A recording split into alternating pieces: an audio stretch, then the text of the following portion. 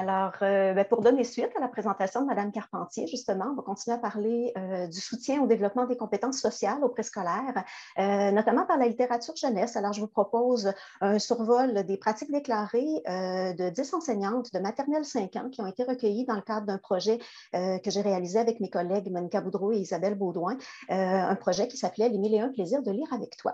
Alors, Mme Carpentier parlait tout à l'heure de débit qu'il faut ralentir avec les enfants. Vous m'excuserez, moi j'ai un débit toujours très rapide.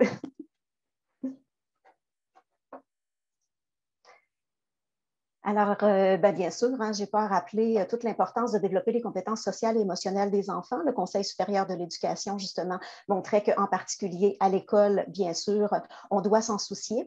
Par compétences sociales, dans le cadre de la présentation, on entend bien sûr la compréhension des émotions, le développement d'une théorie de l'esprit et évidemment l'enrichissement aussi d'un répertoire de stratégies de résolution de problèmes interpersonnels. Et évidemment, toutes ces compétences sont reconnues comme favorable à l'adaptation socio-scolaire de l'enfant. Et on sait maintenant que la lecture interactive d'albums de littérature jeunesse, justement, peut jouer un rôle dans le développement des compétences sociales, alors notamment par la compréhension des scénarios, l'analyse des actions, les émotions, les pensées des personnages.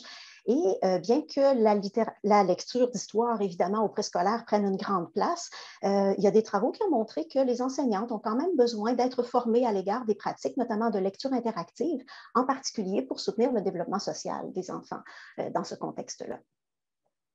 Alors, dans les albums de littérature jeunesse, on va trouver des mots, bien sûr, des mots qui parlent des émotions, des mots qui parlent des pensées, certaines situations sociales aussi. Et de plus en plus, on constate que ce serait pas tant l'exposition à ces livres, mais surtout les discussions qu'on porte avec les enfants à propos de ces mots-là, de ces situations-là, qui seraient à privilégier pour favoriser le développement social des enfants. Alors, le travail que je vous présente aujourd'hui, le projet, s'appuie notamment sur certaines de ces interventions, ces formes de questionnement qui ont été documentées par plusieurs travaux au cours des 20 dernières années. Alors, le projet, Les 1001 plaisirs de lire avec toi, c'est une belle aventure dans laquelle on s'est lancé il y a quelques années, une étude quasi expérimentale qui avait pour but justement de développer, d'implanter et d'évaluer l'effet d'un accompagnement, d'un programme d'accompagnement axé sur l'exploitation de la littérature jeunesse, justement, à l'intention d'enseignantes et de parents aussi, pour favoriser le développement langagier et le développement social des enfants à la maternelle. Donc, c'est un programme à large déploiement, dont bien sûr je vais vous parler uniquement d'une petite partie aujourd'hui. Et les données qui ont été recueillies dans le cadre de ce projet-là ont permis de documenter d'une part les interventions des enseignants, les interventions des parents et de vérifier l'effet aussi sur les performances des enfants, tant du point de vue de leur développement langagier que de leur développement social. C'est un projet qui a été réalisé avec la Commission scolaire des navigateurs, donc auprès de 10 classes de maternelle. Et ça me permet donc de vous présenter les enseignantes qui ont participé à notre projet. Donc, 6 enseignantes de maternelle 5 ans qui ont fait partie du groupe expérimental avec des expériences variées. Et aussi, au départ, 6 enseignantes, mais malheureusement, on en a perdu 2 quelques semaines après le début du projet. Donc, 4 enseignantes finalement de maternelle 5 ans qui ont fait partie du groupe témoin. Alors, vous aurez compris que c'est une méthodologie quasi expérimentale, un devis quasi expérimental avec pré-test, post-test et une section intervention qui était destinée au groupe expérimental. Alors, moi, aujourd'hui, je ne parlerai pas bien sûr de tout le dispositif, je vais me concentrer sur le volet enseignante qui nous intéresse ici. Donc, pour ce volet enseignante, un pré-test et un post-test qui nous ont conduit à aller utiliser, par exemple, des questionnaires, donc un questionnaire autodéclaré sur les pratiques des enseignantes, entretien semi-dirigé aussi qui a permis d'aller un petit peu plus loin dans les discussions avec les enseignantes pour mieux comprendre leurs pratiques. Et les enseignantes du groupe expérimental ont bénéficié de 3 jours de formation. Donc, l'aménagement de la classe au préscolaire, le développement du langage oral écrit et une troisième journée de formation, donc celle qui nous concerne aujourd'hui, sur la littérature jeunesse pour développer les compétences sociales. Alors, je vous parle très rapidement de cette formation qu'on a réalisée avec les enseignantes. Alors, on a commencé par parler, bien sûr, des compétences sociales et de leurs défis. Alors, du point de vue notamment d'apprendre à se connaître, l'importance des émotions, l'importance de la théorie de l'esprit pour apprendre à lire les pensées et les intentions, le répertoire de stratégie aussi, bien sûr, qui nous a donné la possibilité par la suite de travailler avec les enseignantes pour voir comment on peut utiliser par la lecture interactive des stratégies pour soutenir les compétences sociales en s'attardant aux personnages, en portant attention par exemple aux mots qui sont utilisés dans les textes, mais en utilisant les illustrations, les inférences, les discussions autour des comportements des personnages, etc. Alors, du point de vue des résultats, je vous propose je vais en sélectionner quelques-uns dont je vais vous parler aujourd'hui. Alors, à commencer par le questionnaire du point de vue du pré-test, pour certains items d'une question sur leur pratique de lecture interactive. Alors, on s'adressait aux enseignantes lorsque je lis une histoire aux enfants. Donc, quelles sont les stratégies qu'elles utilisent avec une échelle ici de Likert. Et ce que je vous propose, comme il n'y a que 10 enseignantes, j'ai rapporté ici les réponses finalement distribuées des 10 enseignantes, tout groupe confondu, mais j'ai aussi pour le bénéfice de, si c'est quelque chose qui vous intéresse. Donc, j'ai ventilé en fonction du fait qu'elles appartiennent au groupe expérimental ou au groupe témoin chaque fois. Alors, on peut comprendre que, par exemple, du point de vue des enseignantes, lorsqu'elles lisent une histoire aux enfants, elles déclarent amener les enfants à réagir et à faire des commentaires.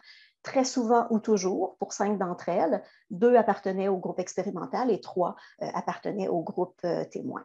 Alors, ce qu'on peut voir, c'est qu'à l'occasion, elle semble poser des questions pour faire des inférences, des prédictions aussi, relativement souvent.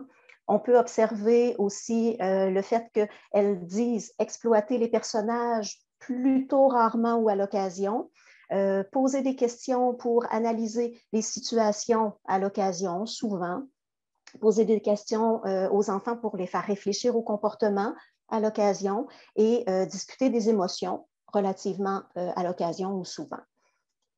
À l'égard des illustrations, ce qui est intéressant, c'est que souvent elles disent nommer, exploiter les illustrations. Par contre, plus variablement discuter de ces illustrations-là et aller plus loin du point de vue de l'exploitation de l'image. Alors, ce qu'on a fait, c'est on a mené des analyses donc, pour vérifier l'effet justement de la formation sur les pratiques déclarées des enseignantes. On a mené des analyses non paramétriques au sein de chacun des groupes expérimentaux témoins entre les scores du pré-test et du post-test pour chacun des items que je viens de vous présenter. Et le seul effet significatif qu'on a trouvé, c'est pour justement le dernier item, la discussion autour des illustrations, où on peut voir justement que la différence, elle est statistiquement significative pour le groupe expérimental. Les scores, justement, ont évolué entre le pré-test et le post-test. Cette différence-là est significative, mais ne l'est pas pour le groupe témoin. Et aussi, la progression des scores donc, est statistiquement significative. Donc, le groupe expérimental, la progression du groupe expérimental se distingue de celle du groupe témoin, ce qui nous porte à croire que la formation a pu apporter quelque chose du point de vue de leur capacité à discuter autour des illustrations.